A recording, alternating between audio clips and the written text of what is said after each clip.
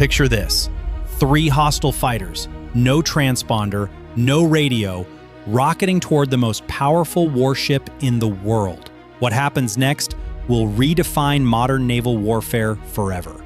The Strait of Hormuz, barely 21 miles wide at its narrowest point, 1/3 of the world's liquefied natural gas flows through this choke point. And on this morning, it's about to become a war zone. 6:47 a.m. The radar operator aboard a U.S. carrier strike group freezes. 3 contacts. Inbound, low altitude, high speed, 0 communication. This isn't a patrol. This is an attack profile. And everyone in the Combat Information Center knows it. Within minutes, identification confirms the nightmare scenario. F-14 Tomcats. Iranian fighters that were once American allies, now pointed directly at a U.S. aircraft carrier like loaded weapons. These aren't museum pieces. They're carrying live ordnance, and they're locked in a tactical formation built for one purpose: striking capital ships. The U.S. broadcasts emergency warnings across every frequency. Turn back, identify yourselves, change course immediately. The Iranians don't respond. They don't even acknowledge the transmission. They just keep coming, pushing deeper into weapons range with surgical precision. Then everything changes. 6:52 a.m. The electronic warfare systems aboard the American ships explode with warning signals. The Iranian F-14s have activated fire control radar, not search mode, fire control. That means targeting. That means a pilot's finger is hovering over the trigger. That means seconds, not minutes. And then, one of them fires. A long-range missile leaves the wing rail of the lead F-14, streaking toward the carrier at a speed that gives almost no reaction time. This is it. The line has been crossed. There's no diplomacy at Mach speed. But the U.S. Navy didn't stumble into this fight. Every system on that strike group has trained for exactly this scenario. Electronic warfare floods the airspace, corrupting the missile's guidance. Decoys fire, creating ghost targets. The Aegis combat system calculates intercept solutions faster than any human could process. The missile never reaches the carrier. It loses lock. It drifts. It dies.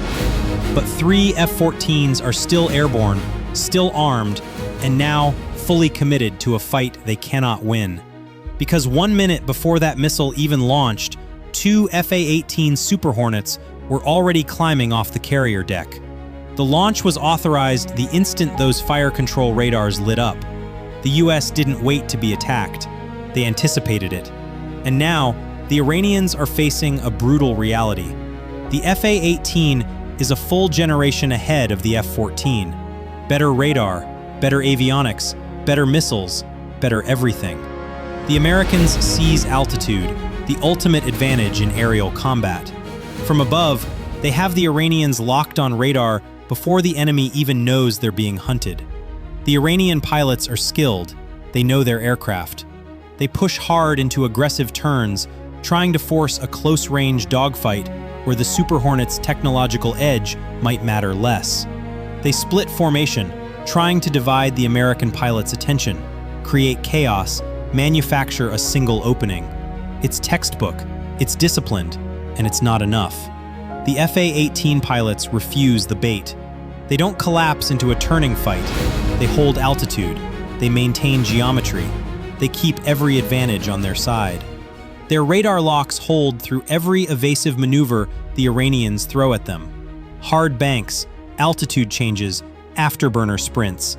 Nothing breaks the lock. The lead Iranian pilot tries a vertical climb, a desperation move designed to bleed the enemy's speed. Against an equal opponent in an earlier war, it might have worked. Against a Super Hornet's flight computers and real-time data links, it just creates a perfect silhouette against the sky. 6:59 a.m., the first American missile fires. It closes the gap in seconds. The F-14 pilot ejects, parachute blossoming against the morning light. 1 down. The second Iranian pilot pushes anyway, driving toward a counterattack the Americans have already solved in their targeting systems. At 6:57 a.m., the second missile fires. Another clean hit. Another ejection.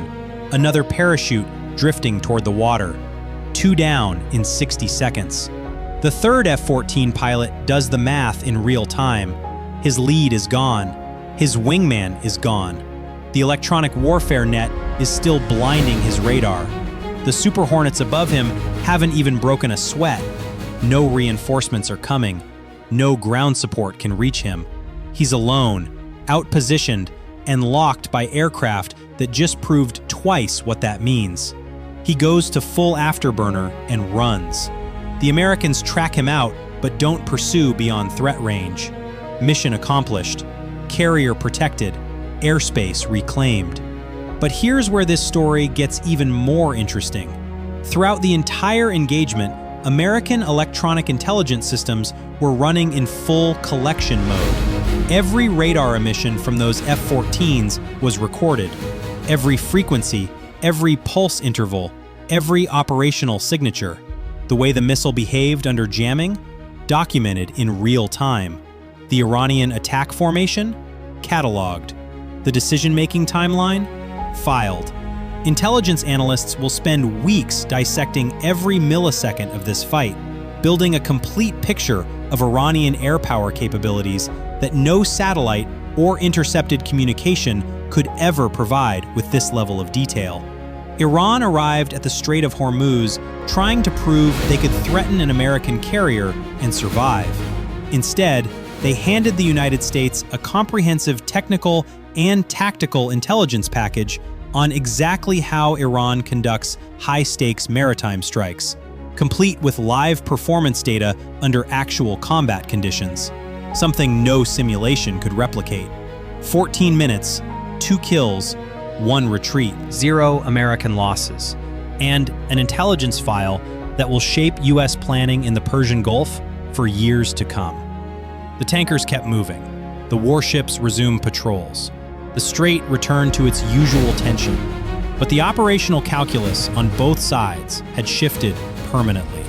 The United States proved its layered carrier defense isn't theoretical. It works, under fire, against real weapons, in real time. Iran learned, at the cost of 2 irreplaceable aircraft and the exposure of its complete attack playbook, that audacity without technological parity isn't a strategy. It's a donation. This engagement revealed something critical about modern naval warfare. In the age of precision-guided missiles and networked combat systems, the side with superior technology, superior training, and superior coordination doesn't just win, they dominate. They collect intelligence while they fight. They turn your attack into their classroom. The Strait of Hormuz is one of the most dangerous waterways on Earth. Nations have postured there for decades. But when the talking stops and the missiles fly, technology decides the outcome in minutes, not hours. And the gap between what the U.S. Navy fields and what its adversaries can muster isn't closing, it's widening. Every radar operator, every pilot, every electronic warfare specialist on that carrier strike group trained for this exact scenario. When it happened for real, muscle memory took over. Systems that were tested in simulations performed flawlessly under combat stress. Decisions made in seconds reflected years of preparation. And on the other side, 3 Iranian pilots flying Cold War-era aircraft tried to challenge the most advanced naval force ever assembled. 2 of them ended up in the water. 1 fled back across the border. And the entire Iranian Air Force just revealed its hand to an opponent who recorded every card. If you're realizing just how fast modern warfare moves and how decisive technological superiority really is, hit that subscribe button. We break down the tactics, the technology, and the truth behind military engagements the rest of the world only hears about in headlines. You're getting the full story, the real story, backed by analysis that cuts through the noise. And trust me, what we're covering next will show you exactly why air superiority isn't just an advantage, it's the entire game. Don't miss it.